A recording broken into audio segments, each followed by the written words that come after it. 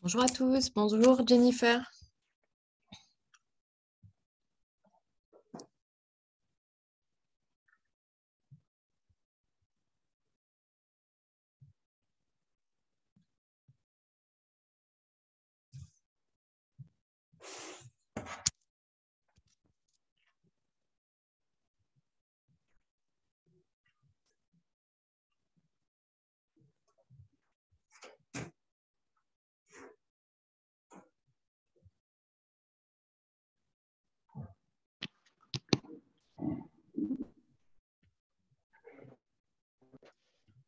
Hello, Bonjour.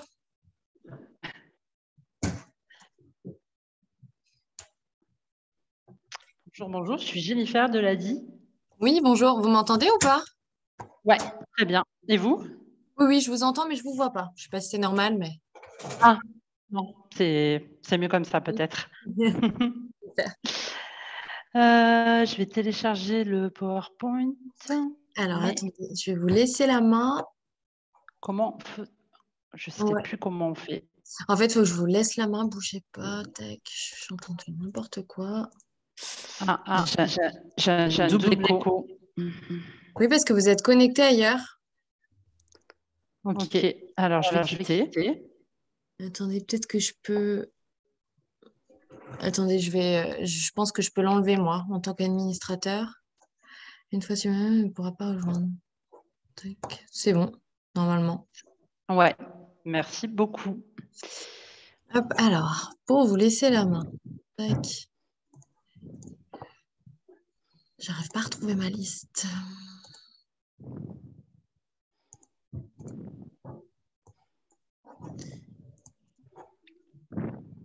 Plus nommer animateur. Hop, c'est bon, vous êtes animateur et normalement, vous avez écran partagé en bas.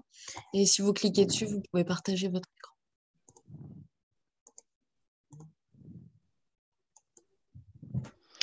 Partager l'écran. Partager.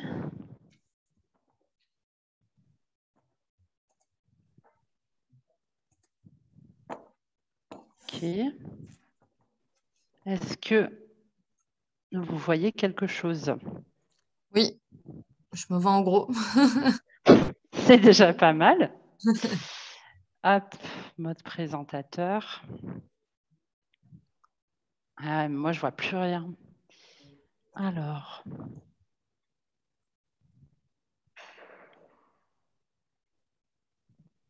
On peut que faire un partage écran, c'est ça? Ouais. Ouais, alors. Hop. Affichage. Hop. Lecture. Vous m'entendez toujours? Oui, super. On voit bien votre écran. Alors, annuler. Du coup, si les personnes ont des questions, peut-être qu'elles peuvent directement réactiver leur micro et vous les poser si ça vous convient. Comme vous Je voyez dans le pense. chat. Alors, je vais voir si je peux juste faire. Ah non.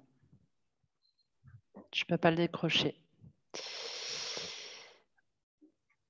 Non, non, non. De toute façon, quand vous partagez votre écran, on voit vraiment que votre diaporama. Mais les gens peuvent quand même parler de toute manière. Ok. On a beaucoup d'inscrits, beaucoup de participants. J'en avais une dizaine. Ok. Et alors, peut-être que si je fais... Et est-ce que vous restez avec nous? Oui, bien sûr. Super. Du coup, est-ce que je peux compter sur vous pour m'indiquer s'il y a des questions, Bien des sûr. personnes qui veulent interagir? Ah oui. Impeccable. Bon. Impeccable. Alors, affichage.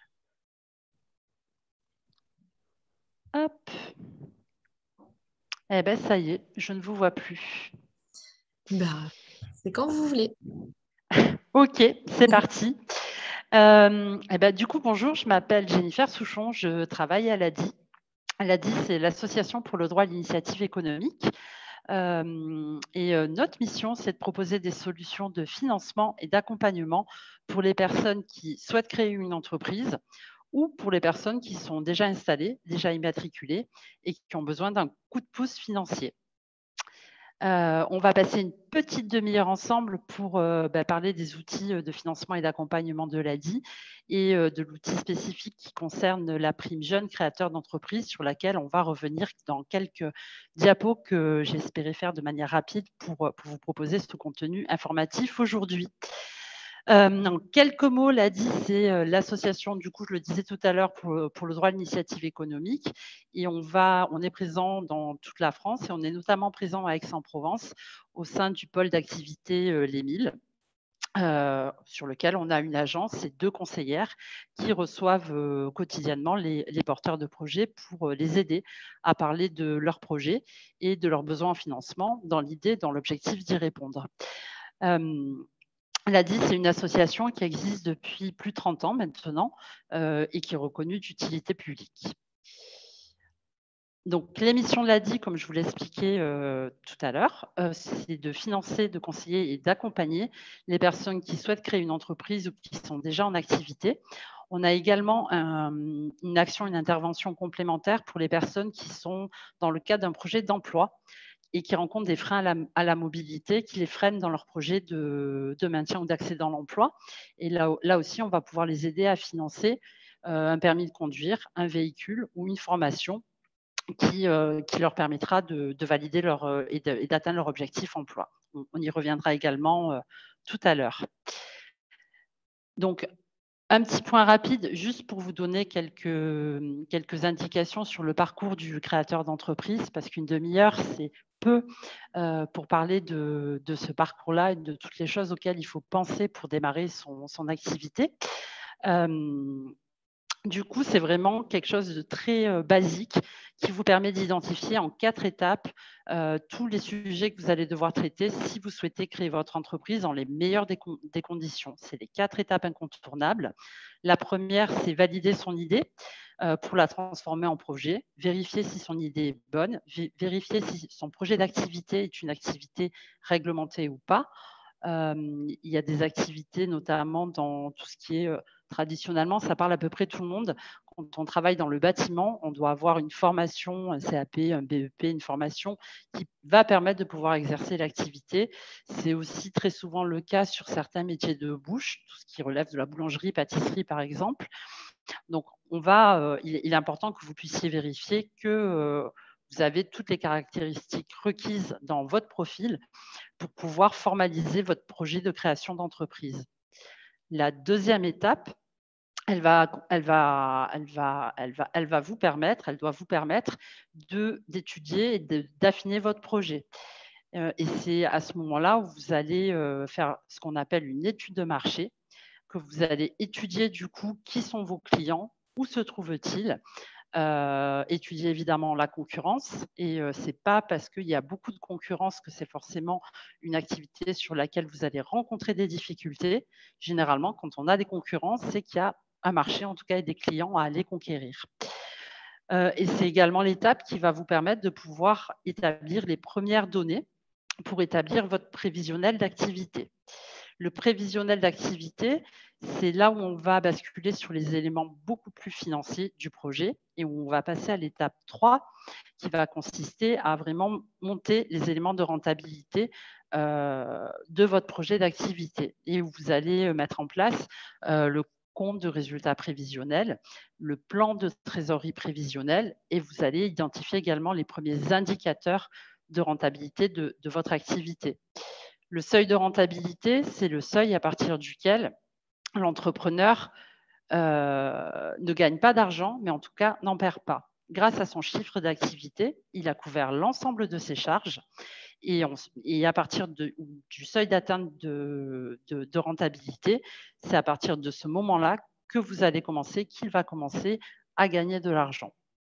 La dernière étape, avant de se lancer en activité, c'est celle qui va vous permettre de choisir quel est le statut juridique adapté à votre projet. de bien comprendre les tenants et les aboutissants sur le volet juridique et sur le volet fiscal, mais également le volet social, et qui va également vous permettre d'identifier comment vous allez pouvoir vous immatriculer. Le choix du statut juridique, c'est vraiment le choix que vous devez faire à la fin de l'ensemble des 3 étapes qu'on vient d'énumérer auparavant. Il n'y a pas de statut juridique idéal. Il y a un statut juridique qui va découler de l'activité que vous voulez exercer, de la taille de votre projet et de vos besoins en financement et de vos besoins tout simplement financiers pour faire rouler et démarrer votre activité dans de bonnes conditions. Donc, c'est souvent une question qui revient au tout début quand on réfléchit à son projet. C'est bien d'y penser au démarrage, mais c'est vraiment la chose que vous allez valider à la fin de l'étude de votre projet. Est-ce que jusque-là, comme je ne vous vois plus, est-ce que jusque-là, tout va bien? Il y a juste une question, entre guillemets, Marie qui demande si la visio concerne exclusivement les jeunes, entre guillemets. Voilà. Alors, elle ne concerne pas que les jeunes. Il y a toujours des bons petits conseils à prendre. Là, le propos sur la prime jeune, on entend on est jeune créateur d'entreprise à l'ADI pour la prime jeune jusqu'à 30 ans. Est-ce que ça répond à la question?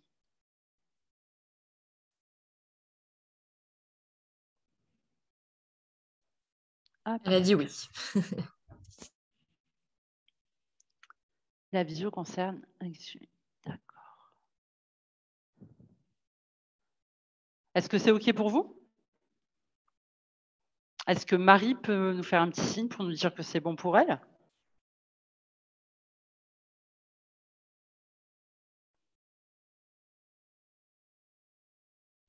Voilà. Oui, c'est moi. Vous m'entendez? Super. Bah oui. Oui, oui, On oui, tout va est bien.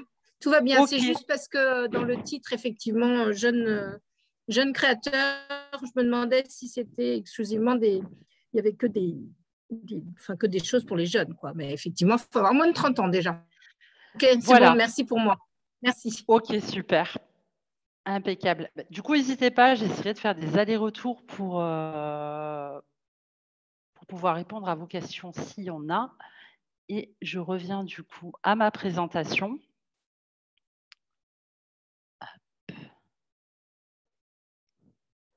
OK. Donc, ça, c'était vraiment les 4 étapes du créateur d'entreprise.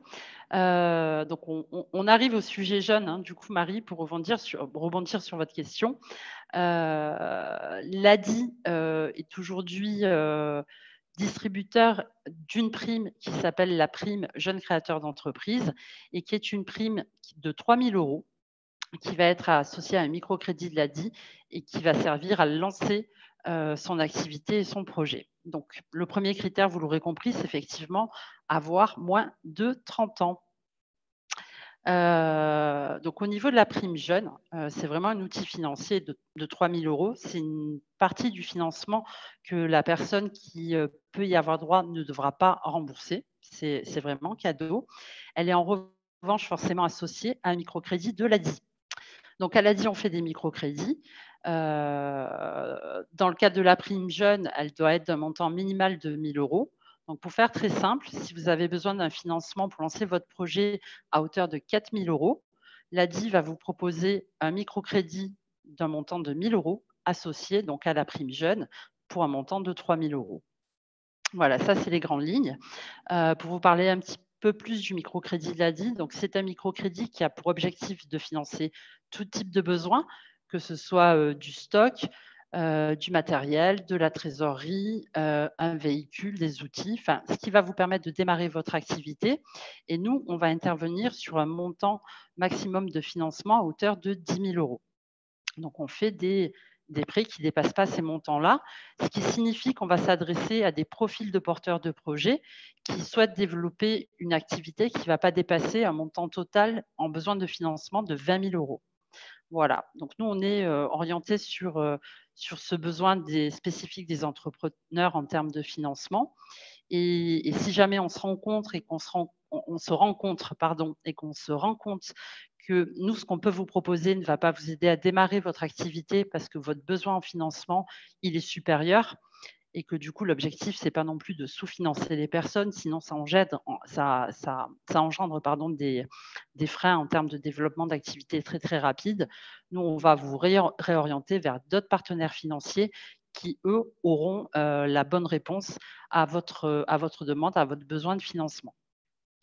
Donc, on propose 10 000 € maximum sur un montant, sur une durée maximum de 36 mois, avec la possibilité d'inclure 3 mois de différé de paiement.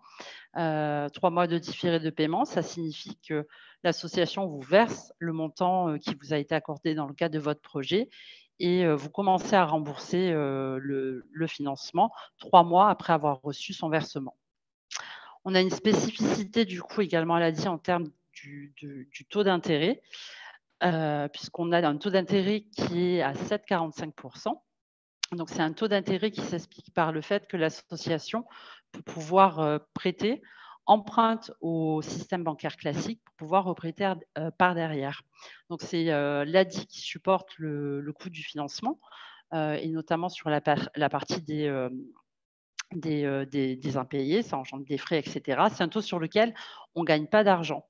C'est le taux qui nous permet tout simplement d'équilibrer notre modèle économique, puisqu'encore une fois, sur la partie financement, on est totalement indépendant et on n'est pas subventionné. On va également demander aux personnes pour être certaines qu'elles sont bien soutenues et bien encadrées, d'avoir quelqu'un dans leur entourage qui se porte garant sur le montant du microcrédit qui leur est accordé. Voilà, donc ça, c'est un peu les conditions financières de l'ADI. Ce qu'il y a d'important de retenir là-dessus, c'est qu'à l'ADI, on n'a pas vocation à être un financeur sur la durée des personnes. On a vocation à permettre à des porteurs de projets, à de futurs créateurs d'entreprises, d'accéder à un financement qui leur permettra de lancer leur activité. Et surtout, nous, notre vocation, c'est d'aider les personnes qui n'ont pas accès au crédit bancaire classique. Pour plein de raisons, mais notamment parce qu'elle ne rentre pas dans les cases classiques de la banque à laquelle on est confrontés tous au quotidien.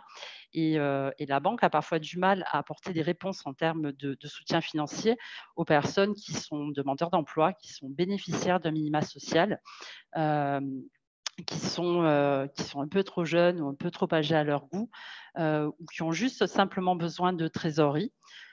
Ou encore qui vont démarrer en micro-entreprise. Et la mission de l'ADI, c'est vraiment d'aider les personnes qui ont un projet, qui n'ont pas forcément l'argent nécessaire pour démarrer, qui n'ont pas le diplôme ou qui ne rentrent pas dans les cases, et on est là pour leur permettre de réaliser leur projet et de se lancer en activité. Voilà ce que je pouvais vous dire sur le microcrédit de l'ADI. On va passer du coup à la partie sur la prime. La prime jeune, du coup, c'est, comme je vous le disais tout à l'heure, une prime d'un montant de 3 000 € qui a vocation à aider tout type de besoin pour créer son activité.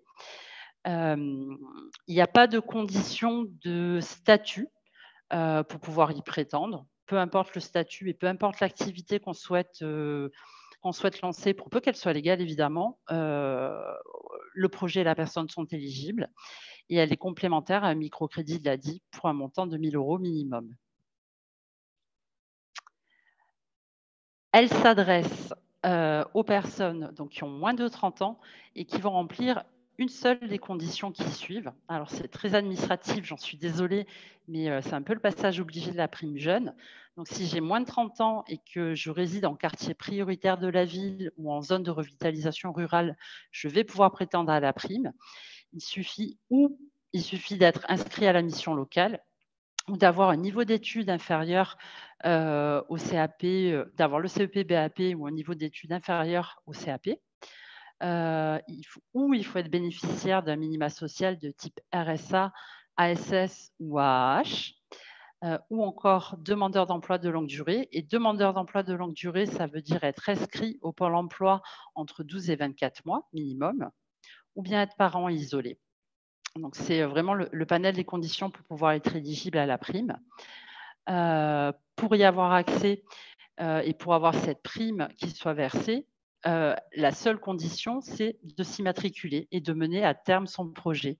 Donc, c'est ce qu'on devra regarder ensemble à la fin du cheminement du parcours de structuration et de demande de financement de votre projet. C'est que pour pouvoir déclencher le versement de la prime jeune, il faudra qu'on puisse fournir un justificatif d'immatriculation. Et un justificatif d'éligibilité à l'un des critères qu'on vient de voir assez rapidement ensemble. Est-ce qu'il y a des questions? Je vais couper le diaporama.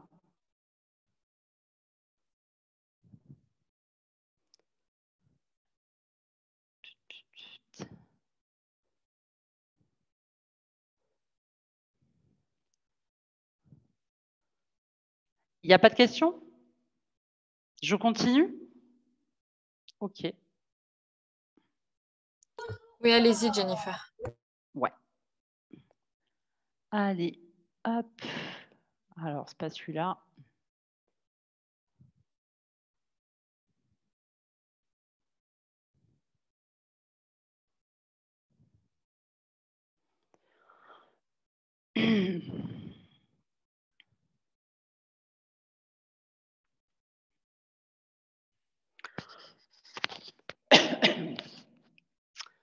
Donc, de manière globale, pour avoir accès à un financement au travers d'un microcrédit à l'ADI, on ne va jamais vous demander d'avoir un apport personnel. On ne prendra pas de garantie sur ce que vous allez acheter avec le financement qui vous a été accordé par l'association. Comme je vous disais tout à l'heure, il faut avoir un besoin de financement inférieur à 20 000 € et on va intervenir sur tout type d'activité, tout type de statut juridique, pour tout type de besoin.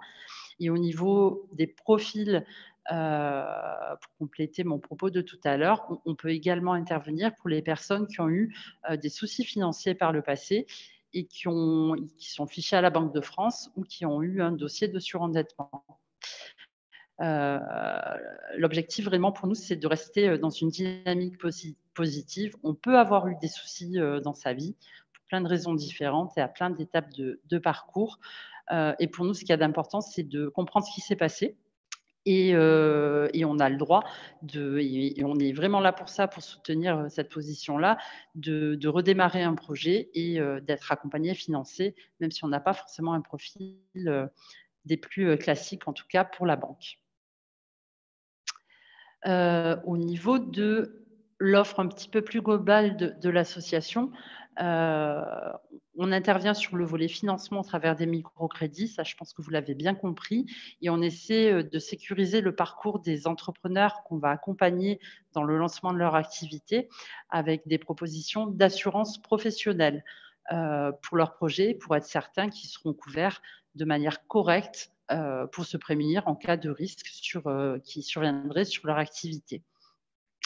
Donc ça, c'est une petite note et c'est important à savoir.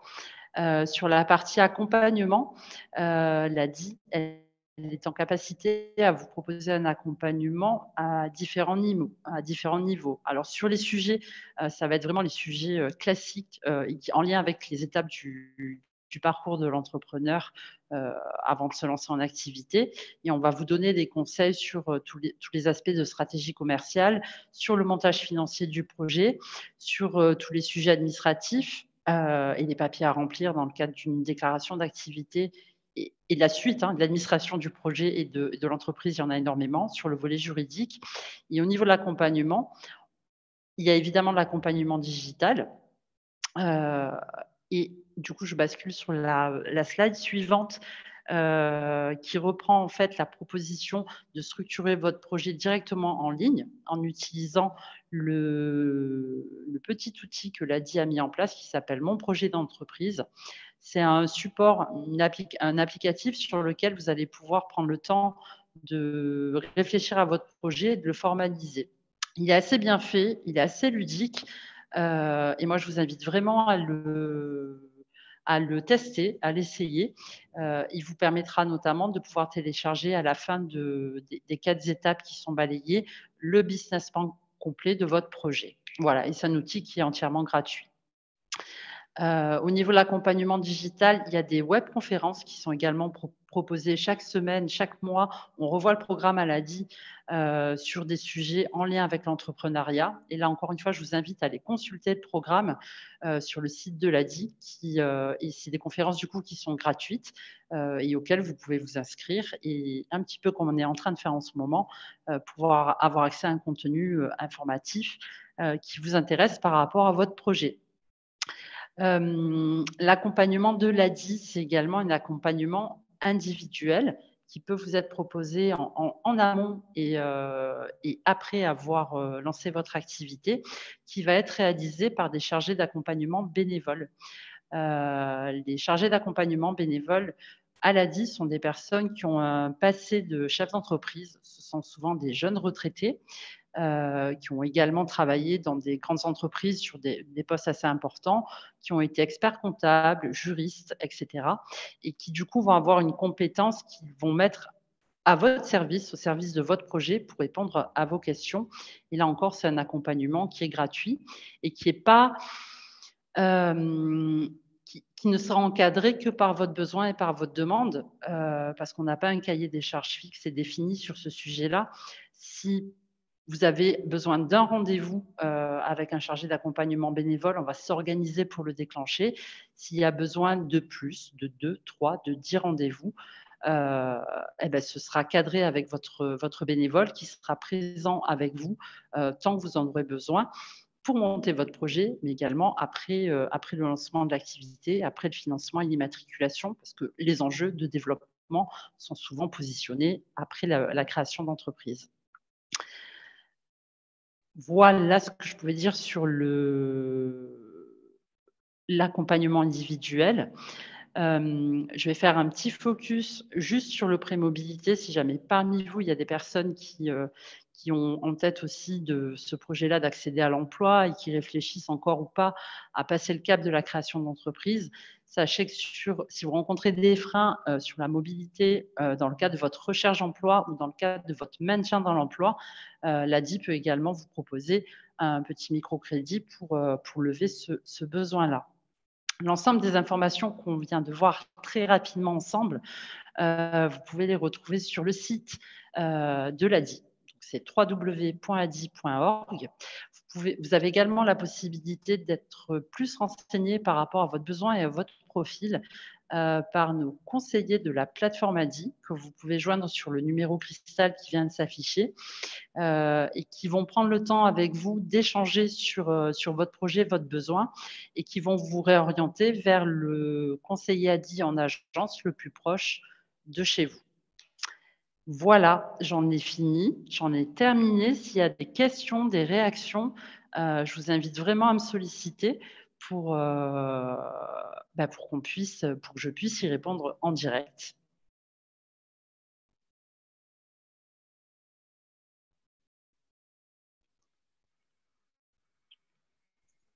Puis n'hésitez pas aussi à venir rendre visite à Jennifer et son équipe sur le village des recruteurs le 9 mars. Vous serez bien présente, Jennifer, hein? Alors, oui, ouais, s'il y a un peu des timides, je comprends, hein, le format est un peu difficile et c'est pas forcément évident. Donc, on sera présent mercredi toute la journée à Aix-en-Provence pour vous rencontrer, pour répondre à vos questions, pour aller plus loin. Une demi-heure, c'est court. Il y a encore énormément de choses à dire. Il ne faut vraiment pas hésiter à venir nous rencontrer sur cette journée pour poser vos questions. Voilà. Écoutez, merci beaucoup. Puis la webconférence sera disponible en replay pour les personnes qui n'ont pas pu venir. Ok, parfait. Merci beaucoup. Bon appétit à tous. Merci. Et puis à mercredi. Il est l'heure, effectivement. À mercredi. Bonne continuation de journée. Merci, vous aussi. Au revoir. Au revoir.